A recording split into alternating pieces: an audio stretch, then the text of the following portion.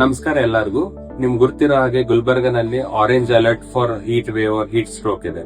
So ನಮ್ಗೇನ್ ಅನಿಸ್ತು, because ಇವತ್ತು OPD ಅಂಡ್ ಹಾಸ್ಪಿಟಲ್ ತುಂಬಾ ಬಿಸಿ ಇತ್ತು, ಕಂಟಿನ್ಯೂಸ್ ಪೇಷಂಟ್ಸ್ ಬರ್ತಾ ಇದ್ರು ಹೀಟ್ ರಿಲೇಟೆಡ್ ಇಲ್ನೆಸ್ ಇಂದ. So I thought I make a short video, heat stroke ಅಥವಾ ಹೀಟ್ ಎಕ್ಸಾಷನ್ ಇಂದ ಸಿಂಪ್ಟಮ್ಸ್ ಏನಿರುತ್ತೆ, ಯಾರಿಗೆ ರಿಸ್ಕ್ ಜಾಸ್ತಿ ಇದೆ ಅಂಡ್ ಅದಕ್ಕೆ ಪ್ರಿವೆಂಟ್ ಹೇಗ್ ಮಾಡಬಹುದು. ಮೊದಲನೇದಾಗಿ heat exhaustion and heat stroke ಅಂದ್ರೆ ಏನು? Heat exhaustion and heat stroke ಅಂದ್ರೆ ಬಿಸಿಲಿಂದ ನಮ್ಮ ಬಾಡಿಯ ತಾಪಮಾನ ಅಥವಾ ಟೆಂಪರೇಚರ್ ತುಂಬಾ ಜಾಸ್ತಿ ಆಗಿಬಿಡುತ್ತೆ. ಯಾವಾಗ ಅದು 104 ಟೆಂಪರೇಚರ್ ಕಿನ್ನ ಫ್ಯಾರನೈಟ್ ಟೆಂಪರೇಚರ್ ಕಿನ್ನ ಜಾಸ್ತಿ ಹೋಗುತ್ತೆ, ಅವಾಗ ಹೀಟ್ ಸ್ಟ್ರೋಕಿನ ಲಕ್ಷಣಗಳು ಕಾಣಿಸ್ತವೆ. And that can be life threatening, ಅಂದ್ರೆ ಜೀವಕ್ಕೂ ಅಪಾಯ ಆಗ್ಬೋದು, ಅಷ್ಟು ತುಂಬಾ ಟೆಂಪರೇಚರ್ ಹೋಗ್ಬಿಡುತ್ತೆ. ಸೊ ಇದರಲ್ಲಿ ಲಕ್ಷಣಗಳೇನಂದ್ರೆ ತುಂಬಾ ಹೈ ಗ್ರೇಡ್ ಟೆಂಪರೇಚರ್ 104 ಜಾಸ್ತಿ. ಪ್ಯಾರಾಸಿಟಮಾಲ್ ಅಥವಾ ಡೋಲೋ ತಗೊಂಡ್ರೂ ಟೆಂಪರೇಚರ್ ಕಡಿಮೆ ಆಗಲ್ಲ.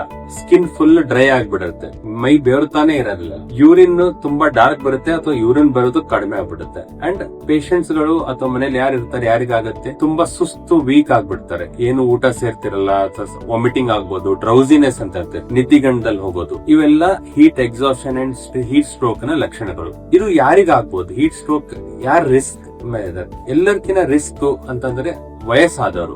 ನಾವೇನಂತ ಹೀಟ್ ಸ್ಟ್ರೋಕ್ ಹೋಗಿ ಬಿಸಿಲಲ್ಲಿ 4 ತಾಸು ಕೆಲಸ ಮಾಡಿದ್ರೆ ಅಷ್ಟೇ ಆಗತ್ತಂತೇನಿಲ್ಲ. ವಯಸ್ಸಾದವರಲ್ಲಿ, ಯಾರು ಶುಗರ್ ಇರುತ್ತೆ ಅವರಲ್ಲಿ, ಮನೆಯಲ್ಲಿ ಕುಂತು ಎಸ್ಪೆಷಲಿ ಪತ್ರ ಇರೋ ಮನೆ ಇರುತ್ತೆ, ಯಾರ ಮನೆಯಲ್ಲಿ AC ಕೂಲರ್ ಅಂತ ಫೆಸಿಲಿಟೀಸ್ ಇರಲ್ಲ, ಅವ್ರಿಗೆ ಮನೆಯಲ್ಲಿ ಕುಂತಿನೂ heat exhaustion and heat stroke ಆಗ್ಬೋದು. ಸೊ ಆಲ್ವೇಸ್ ಯಾವಾಗ ಮನೆಯಲ್ಲಿ ಯಾರಿಗಾದ್ರೂ ಜ್ವರ ಬಂದ್ರೆ ಎಷ್ಟು ಟೆಂಪರೇಚರ್ ಇದೆ ನೋಡಿ, ಈ ತರ ಏನಾದ್ರೂ ಲಕ್ಷಣಗಳು ಏನು ಇದೆ ಅಂತ ನೋಡಿ. ಇದರಿಂದ ನಾವು ಅರ್ಲಿ ರೆಕಗ್ನಿಷನ್ ಆಗ್ಬೋದು. ಅಂಡ್ ಪ್ಯಾರಾಸಿಟಮಾಲ್ ಇಂದ ಈ ಫೀವರ್ ಕಡಿಮೆ ಆಗಲ್ಲ.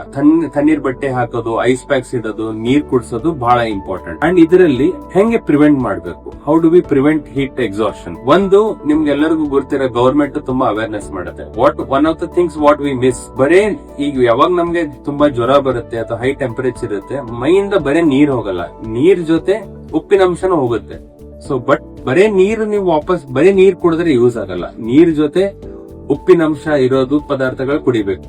Best example ORS. Government made ORS in WHO recognised ORS powder ಏನಿರುತ್ತೆ, ಅದು ನೀರಲ್ಲಿ ಹಾಕೊಂಡು ಕುಡಿದ್ರೆ ಎಲ್ಲಕ್ಕಿಂತ ಬೆಸ್ಟ್. ಅದು ಬಿಟ್ಟು ನ್ಯಾಚುರಲ್ ಆಗಿ ಬರೋದಂದ್ರೆ ಎಳ್ನೀರು ಅಥವಾ ಎನಿ ಫ್ರೂಟ್ ಜ್ಯೂಸಸ್, ಅಥವಾ ಮನೇಲಿ ಏನಿದೆ ಶರ್ಬತ್ ಮಾಡ್ಕೊಂಡು ಕುಡಿಯೋದು, ಅಥವಾ ಮನೆಯಲ್ಲೇ ORS ತರ ಸೊಲ್ಯೂಷನ್ ಪ್ರಿಪೇರ್ ಮಾಡ್ಕೊಂಡು ಕುಡಿಯೋದ್ರೆ ಎಲ್ಲಕ್ಕಿಂತ ಬೆಸ್ಟ್. ಹುಡುಗರು, ನಿಮ್ ಮನೇಲಿ ಹುಡುಗರು ಆಟ ಆಡಕ್ ಹೋಗ್ತಿರ್ಬೋದು, ಮನೇಲಿ ವಯಸ್ಸಾದವ್ರು ಇರ್ಬೋದು, ಬರೇ ಪ್ಲೇನ್ ನೀರ್ ಬದಲಿ ಅದ್ರ ಜೊತೆ ಇದು ಕೊಟ್ರೆ ಹೆಲ್ಪ್ ಆಗುತ್ತೆ. ಸೆಕೆಂಡ್ ಪ್ರಿವೆನ್ಷನ್, ಬಹಳ ಜನ ಅನ್ಕೋತಾರೆ AC coolers it's a luxury item. They are not luxury items. ಗುಲ್ಬರ್ಗದಂತ ಪ್ರದೇಶದಲ್ಲಿ AC cooler are not luxury, they are necessity items. So if you can afford, please, especially ನಿಮ್ ಮನೇಲಿ ಯಾರು ವಯಸ್ಸಾದವರು ಇರ್ತಾರೆ ಅವ್ರಿಗೆ AC ಇರೋ ರೂಮ್ ಅಥವಾ ಕೂಲರ್ ಇರೋ ರೂಮ್ ಅಲ್ಲೇ ಕೂಡಿಸ್ಬೇಕು. ಅದರಿಂದ ಮೈ ಒಳಗಿಂದ body water and salt evaporate ಆಗೋದು ತುಂಬಾ ಕಡಿಮೆ ಆಗ್ಬಿಡುತ್ತೆ. Third, the type of cloth we wear.